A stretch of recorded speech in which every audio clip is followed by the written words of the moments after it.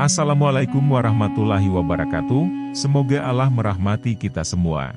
Dalam kesempatan kali ini akan dibacakan tentang terjemahan kitab Dakoqul Akhbar, yaitu rahasia alam gaib dan alam akhirat. Sebelum menceritakannya, bagi yang ingin mendukung channel ini silahkan subscribe, like dan share, agar dapat memberikan manfaat yang lebih bagi kita semua. Proses penciptaan Ruhul Azham. Ruhul Azham, ruh yang agung, yaitu nur junjungan kita Nabi Muhammad Shallallahu Alaihi Wasallam. Diriwayatkan dalam suatu hadits, sesungguhnya Allah telah menciptakan sebuah pohon yang mempunyai 4 cabang, pohon tersebut dinamakan Syajaratul Yakin. Setelah itu Allah menciptakan Nur Muhammad pada tempat yang terbuat dari mutiara yang berwarna putih dan berbentuk menyerupai burung merak. Lalu burung merak tersebut ditempatkan pada pohon yakin. Burung merak tersebut bertasbih selama 70.000 tahun. Kemudian Allah menciptakan Mir'atul Hayat, cermin kehidupan. Cermin tersebut diletakkan di hadapan burung merak tersebut. Tatkala burung merak tersebut menatap cermin, terlihatlah wajahnya yang sangat elok dan cantik. Ia pun merasa malu kepada Allah sehingga meneteslah keringatnya sampai 6 tetesan.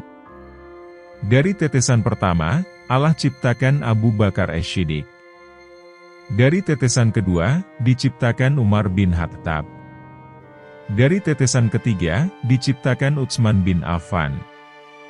Dari tetesan keempat, diciptakan Ali bin Abi Thalib. Dari tetesan kelima, diciptakan bunga mawar. Dari tetesan keenam, diciptakan padi. Nur Muhammad lalu bersujud 5 kali, sehingga hal tersebut menjadi kewajiban bagi kita semua dan diwajibkan sholat 5 waktu bagi Nabi Muhammad beserta umatnya. Kemudian Allah memandang Nur Muhammad sehingga Nur Muhammad berkeringat karena malu kepada Allah, maka dari keringat tersebut Allah menciptakan. Dari keringat hidungnya diciptakan malaikat. Dari keringat wajahnya diciptakan arasi, kursi, lauh mahfuz, kalam, matahari, bulan, hijab dan sesuatu yang ada di langit. Dari keringat dadanya diciptakan para nabi dan rasul, para ulama, syuhada, dan syalihin. Dari keringat punggungnya diciptakan Baitul Makmur, Ka'bah, Baitul Maqdis dan tempat-tempat masjid di seluruh dunia. Dari keringat kedua alisnya diciptakan umat Muhammad dari kaum Jukmin dan muslim laki-laki dan perempuan. Dari keringat kedua telinganya diciptakan roh orang-orang Yahudi, Nasrani, Majusi dan sebangsanya, seperti orang yang kufur, orang kafir dan orang munafik. Dari keringat kedua kakinya diciptakan bumi yang terbentang dari barat sampai timur beserta seluruh isi yang ada di dalamnya. Setelah itu Allah Ta'ala berfirman kepada Nur Muhammad, "Lihatlah di hadapanmu wahai Nur Muhammad." Maka Nur Muhammad melihat di depannya ada nur, di belakangnya ada nur, di kanannya ada nur dan di kirinya juga ada nur. Nur-nur tersebut adalah nur para sahabatnya di dunia, yaitu Abu Bakar As-Siddiq, Umar bin Khattab, Utsman bin Affan dan Ali bin Abi Thalib radhiyallahu anhum. Kemudian Nur Muhammad bertasbih selama 70.000 tahun, lalu diciptakan nur para nabi dari Nur Muhammad.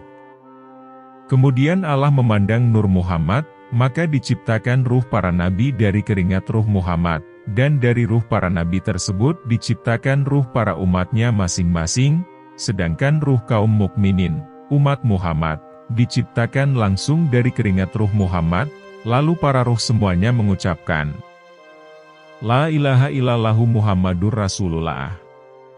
Tiada Tuhan yang berhak disembah selain Allah, Muhammad adalah Rasul, utusan Allah. Setelah itu Allah Ta'ala menciptakan pelita, lampu, dari batu akik berwarna merah, yang bagian dalamnya dapat terlihat dari bagian luar, dan Allah menciptakan wajah Muhammad sebagaimana wajahnya di dunia dan diletakkan pada pelita, lampu, tersebut. Nur Muhammad berdiri di dalamnya seperti berdirinya orang yang sedang sholat, sedangkan ruh para nabi berputar mengelilinginya seraya membaca tasbih dan tahlil selama 1000 tahun. Kemudian Allah Ta'ala memerintahkan semua roh supaya melihat rupa Muhammad, dan dari penglihatan roh tersebut Allah jadikan orang yang melihat kepalanya akan menjadi seorang khalifah dan raja, sultan. Orang yang melihat dahinya akan menjadi pemimpin, ratu, yang adil. Orang yang melihat kedua matanya akan menjadi orang yang hafal Al-Quran, Al-Hafiz. Orang yang melihat kedua alisnya akan menjadi seorang pengukir, pelukis. Orang yang melihat kedua telinganya akan menjadi orang yang suka mendengar dan menerima nasihat. Orang yang melihat kedua pipinya akan menjadi orang yang suka berbuat kebajikan dan berakal sehat, pandai. Orang yang melihat kedua bibirnya akan menjadi wazir, patih, atau orang kepercayaan raja. Orang yang melihat hidungnya akan menjadi hakim, tabib, dokter, dan penjual minyak wangi. Orang yang melihat mulutnya akan menjadi orang yang ahli berpuasa. Orang yang melihat giginya akan menjadi orang yang elok parasnya dan cantik wajahnya, baik pria maupun wanita. Orang yang melihat lisannya akan menjadi seorang utusan raja-raja. Orang yang melihat tenggorokannya akan menjadi seorang mubalik, penasehat dan muadzin. Orang yang melihat janggutnya akan menjadi orang yang berjihad di jalan Allah. Orang yang melihat lehernya akan menjadi seorang pedagang, saudagar. Orang yang melihat kedua lengannya akan menjadi penunggang kuda dan ahli membuat pedang. Orang yang melihat lengan tangan kanannya, akan menjadi orang yang berpaling dari agama Allah. Orang yang melihat lengan kirinya, akan menjadi orang bodoh. Orang yang melihat telapak tangan kanannya akan menjadi seorang tukang tukar uang dan tukang songket, menyulam lain. Orang yang melihat telapak tangan kirinya akan menjadi penimbang, tukang takar. Orang yang melihat kedua tangannya akan menjadi orang yang dermawan dan pandai. Orang yang melihat telapak tangan kiri bagian luar, akan menjadi orang yang bakhil. Orang yang melihat telapak tangan kanan bagian luar, akan menjadi tukang masak, koki. Orang yang melihat ujung jarinya, akan menjadi seorang penulis, katib. Orang yang melihat jari-jari kanan, akan menjadi seorang penjahit. Orang yang melihat jari-jari kiri, akan menjadi tukang besi. Orang yang melihat dadanya, akan menjadi orang yang alim dan mulia. Orang yang melihat punggungnya, akan menjadi orang yang tawadu, dan taat pada perintah Allah. Orang yang melihat lambungnya, akan menjadi orang yang ahli berperang. Orang yang melihat perutnya, akan menjadi orang yang qanaah, menerima apa adanya, dan zuhud, tidak bergantung pada dunia. Orang yang melihat kedua lututnya, akan menjadi orang yang ahli ruku, dan sujud, sholat. Orang yang melihat kedua kakinya akan menjadi seorang pemburu. Orang yang melihat bawah telapak kaki, akan menjadi orang yang suka berjalan-jalan, tamasya.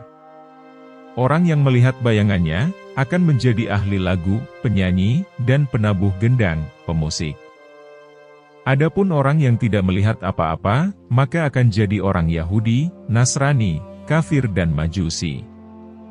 Dan ada lagi orang yang tidak dapat melihat sama sekali, yaitu orang yang mengaku dirinya sebagai Tuhan, seperti Namrud, Fir'aun dan yang lainnya dari golongan orang kafir.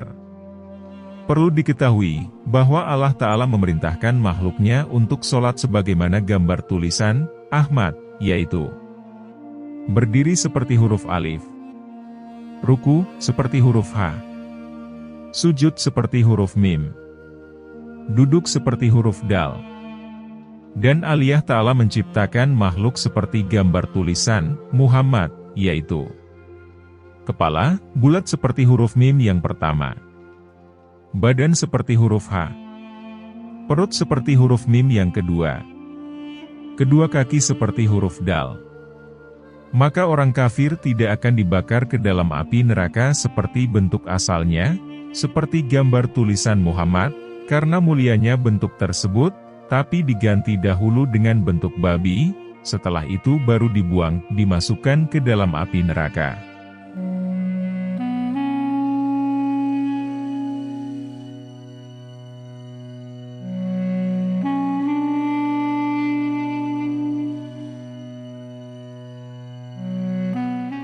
Penciptaan Adam alaihi salam. Ibnu Abbas radhiyallahu anhuma mengatakan, Allah menciptakan jasad Adam dari beberapa bagian bumi, dunia, yaitu 1. Kepalanya berasal dari tanah Ka'bah. 2. Dadanya berasal dari beberapa bagian bumi. 3. Punggung dan perutnya dari tanah Hindi, India. 4. Kedua tangannya berasal dari tanah Masyrik, bagian timur. 5. Kedua kakinya berasal dari tanah Maghrib, bagian barat. Dalam riwayat yang lain, Wahab bin Munabbih berkata, Allah menciptakan Adam dari bumi yang 7. 1. Kepalanya dari bumi yang pertama. 2. Lehernya dari bumi yang kedua. 3. Dadanya dari bumi yang ketiga. 4. Kedua tangannya dari bumi yang keempat. 5. Punggung dan perutnya dari bumi yang kelima. 6. Pantatnya dari bumi yang keenam. 7. Kedua bahunya dari bumi yang ketujuh. Dalam riwayat yang lain lagi, Ibnu Abbas radhiyallahu anhuma berkata, Allah subhanahu wa ta'ala menciptakan Adam dari 1. Kepalanya dari tanah Baitul Maqdis. 2. Wajahnya dari tanah surga. 3. Kedua telinganya dari tanah Bukit Tursina. 4. Dahi, keningnya dari tanah Irak. 5. Giginya dari tanah Telaga Kautsar. 6. Tangan kanan beserta jarinya dari tanah Ka'bah. 7. Tangan kirinya dari tanah Paris, Persia. 8. Kedua kaki dan bahunya dari tanah Hindi. 9. Tulangnya dari tanah pegunungan. 10. Auratnya dari tanah Babylon. 11. Punggungnya dari tanah Irak. 12. Perutnya dari tanah Khurasan, Afghanistan. 13. Hatinya dari tanah surga Firdaus. 14. Lisannya dari tanah Taif. 15. Kedua matanya dari tanah Telaga. Adapun hikmahnya adalah, adapun kepalanya dari tanah Baitul Maqdis, maka dijadikan sebagai tempatnya akal, kecerdasan dan untuk bicara. Adapun kedua telinganya dari tanah Bukit Tursina, maka dijadikan sebagai alat untuk mendengarkan nasihat. Adapun dahinya berasal dari tanah Irak, maka dijadikan sebagai alat untuk bersujud kepada Allah subhanahu wa ta'ala. Adapun wajahnya berasal dari tanah surga, maka dijadikan sebagai tempatnya kecantikan dan perhiasan. Adapun giginya berasal dari Telaga Kautsar, maka dijadikan sebagai tempat yang manis-manis, kenikmatan. Adapun tangan kanannya dari tanah Ka'bah, maka dijadikan sebagai tempat barokah, maunah, pertolongan, penghidupan dan kedermawanan. Adapun tangan kirinya berasal dari tanah Paris, Persia, maka dijadikan sebagai alat untuk bersuci dan istinja. Adapun perutnya berasal dari tanah Khurasan, maka dijadikan sebagainya tempatnya lapar dan iesu. Adapun auratnya berasal dari tanah Babylon, maka dijadikan sebagai tempatnya syahwat, berkhianat dan berdusta. Adapun tulangnya berasal dari tanah pegunungan, maka dijadikan sebagai tempat yang keras.